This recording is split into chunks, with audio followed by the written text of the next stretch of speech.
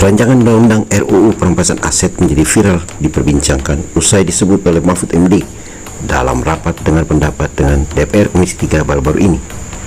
Pemerintah dan DPR harus berhenti berpolemik dan fokus menyelesaikan pembahasan RUU Perampasan Aset terkait tindak pidana korupsi.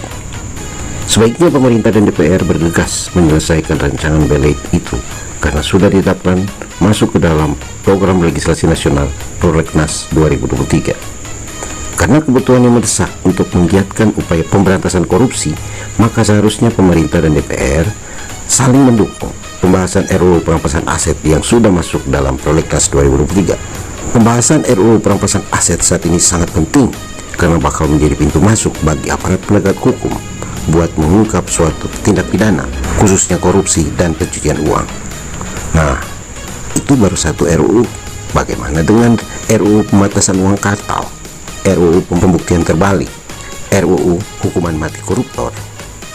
Jadi Pak Mahfud, apapun mau berselisih dengan siapapun, publik akan anggap bahwa Mahfud MD ini adalah suara rakyat. Ada semacam harapan baru yang justru dihasilkan di hari-hari terakhir Pak Jokowi itu.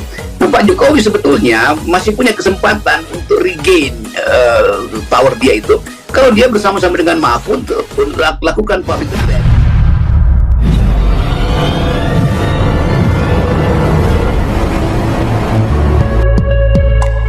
Para petinggi negara, korupsi adalah persoalan darurat untuk segera diatasi. Kata mereka, pemiskinan merupakan cara paling tepat untuk menciptakan efek jera bagi koruptor dan juga calon-calon koruptor. Tapi faktanya, rancangan undang-undang perampasan aset hasil tindak pidana sudah hampir 2 dekade, 20 tahun sekedar menjadi rancangan. RUU perampasan aset itu inisiatif dari pemerintah dan terus kita dorong agar itu bisa segera diselesaikan oleh DPR, dan ini prosesnya sudah berjalan. Kita harapkan dengan undang-undang perampasan aset itu ya akan memudahkan proses-proses utamanya dalam tindak pidana korupsi untuk menyelesaikan setelah terbukti, karena Pak Jokowi sekarang, Pak, itu didukung oleh 7 fraksi. Koalisi Pak Jokowi ini kuat betul ya.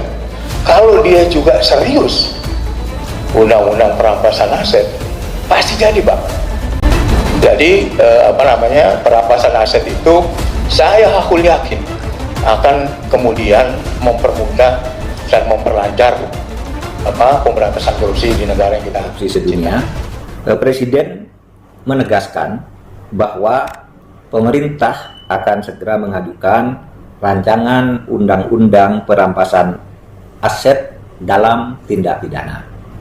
Nah, sebenarnya pada tahun ini, tahun 2021 ini, pemerintah juga sudah mengajukan 2 rancangan terkait dengan pemberantasan korupsi, yaitu rancangan undang-undang tentang perampasan aset dalam tindak pidana dan rancangan undang-undang pembatasan transaksi uang kartal atau uang tunai. Itu yang diajukan ke DPR agar bisa dijadikan undang-undang. Susah ya mengajukan aspirasi-aspirasi yang baik bagi pembangunan hukum, tetapi selalu gagal di DPR. Lalu siapa ini yang salah? Ini zaman Bung Karno tuh undang-undang, wah hebat loh, banyak lahir. Setiap ada aspirasi yang rakyat, undang-undang dibuat undang-undang. Zaman Pak Harto juga lumayan. Nah sekarangnya undang-undang penting, nggak bisa lahir. Parpolnya nolak, DPR-nya nolak. Ketika ditanya, DPR kok nolak? Ini kan bagus. Bos.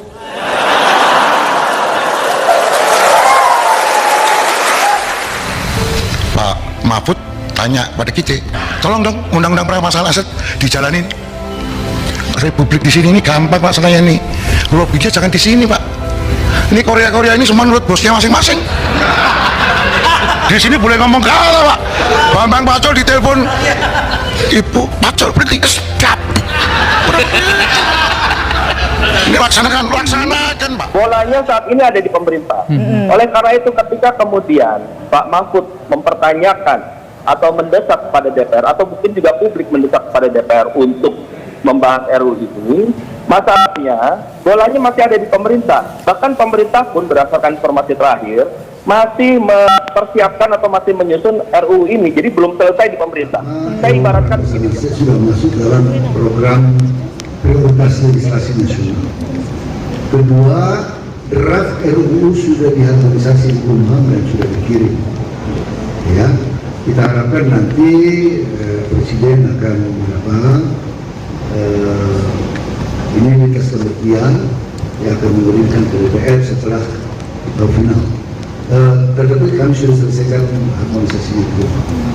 Ya, mudah-mudahan dalam tahun ini bisa kita kirimkan ke DPR. Mengatakan begini, kalau saja di dunia pertambangan ini kita bisa menghapus celah-celah korupsi, maka setiap kepala orang Indonesia itu setiap bulan akan mendapat uang 20 juta rupiah tanpa kerja apapun, gratis dari negara. Itu baru pertambangan, belum kehutanan, belum perikanan, belum pertanian, apalagi gilanya korupsi di negara kita ini. Koordinator Masyarakat Anti Korupsi atau MAKI Boyamin Saiman menyatakan rancangan Undang-Undang Perampasan Aset mendesak untuk disahkan. MAKI sangat mendukung segera disahkannya Undang-Undang Perampasan Aset, Undang-Undang Pembatasan Transaksi Uang Kartal, dan Undang tentang Pembuktian Terbalik. Sehingga dengan disahkan proses penyidikan terkait dengan perkara yang terbaru yang sempat ramai menjadi pemberitaan, saya kira ini waktu yang tepat untuk segera mensahkan RUU Perampasan Aset sebagai support dari penegakan hukum tindak pidana korupsi. Pengesahan dan pelaksanaan Undang-Undang Perampasan Aset jika sesuai dengan naskah akademik yang disusun pada tahun 2012 akan menyelesaikan permasalahan utama dalam pemberantasan korupsi, yaitu pertama, kekayaan negara yang sulit dipulihkan, kedua, peredaran uang haram yang terus berbuat kejahatan dan memicu pamer kemewahan, ketiga, tidak adanya efek jerah bagi pelaku dan ketakutan berbuat korupsi bagi calon pelaku. Harapan itu bertahun-tahun hilang, tiba-tiba ada Mahfud MD. Ini secara tiba-tiba Mahfud seolah-olah diutus Tuhan untuk mencairkan suasana. Kontroversi memang. Bahkan dulu dia bilang, ya kalau malaikat masuk ke istana juga bisa jadi iblis. Ya, ini yang terjadi sebaliknya. Pak Mahfud tahu bahwa di kalangan iblis itu dia nggak boleh jadi iblis. Dia justru mesti jadi malaikat yang turun dari atas lalu mencairkan kebukuan-kebukuan di atas panggung politik. Jadi Pak Mahfud, apapun mau berselisih dengan siapapun, publik akan anggap bahwa Mahfud MD ini adalah suara rakyat. Jadi ada semacam harapan baru yang justru dihasilkan di hari-hari terakhir Pak Jokowi itu. Nah, Pak Jokowi sebetulnya masih punya kesempatan untuk regain power dia itu. Kalau dia bersama-sama dengan Mahfud lakukan public address bahwa di akhir masa jabatan saya Presiden Republik Indonesia terpilih 2 periode, menganggap bahwa bangsa ini harus menemukan kembali jati dirinya tuh, yaitu kejujuran, keadilan. Itu Pak Jokowi akan dapat kembali pujian. Dan dengan cara itu Pak Jokowi mengantarkan percaturan politik tanpa harus diintervensi kan. Jadi ada momen sebetulnya tuh supaya ya kesalahan Pak Jokowi yang mungkin dicatat oleh oposisi, oleh masyarakat sipil itu nggak akan dibongkar terlalu dalam lah kira-kira. Ini momen sebetulnya kalau kita usulkan pada Pak Jokowi, datang aja ke depan publik dan lakukan semacam radical break. Bahwa masih ada 1,5 tahun untuk memulai pemberantasan korupsi yang akan dipimpin oleh Mahfud MD. Kalau dia memimpin Pak Jokowi, nggak ada orang yang percaya lagi itu. Jadi sebaiknya semacam surat perintah 11 Maret pada Pak Mahfud. Tugas pelaksana mandat rakyat khusus untuk soal-soal yang korupsi semacam ini. Mahfud mampu untuk menyelenggarakan satu gerakan sosial yang betul-betul luar biasa kalau dikasih kekuasaan yang rada mutlak oleh Presiden. Jadi saya usulkan Mahfud dikasih mandat aja sebagai atas nama negara, atas nama keadilan, atas nama masa depan. Mahfud diberi hak untuk membongkar semua kasus ini. Dan Mahfud bukan orang yang penakut kalau di backup oleh Presiden.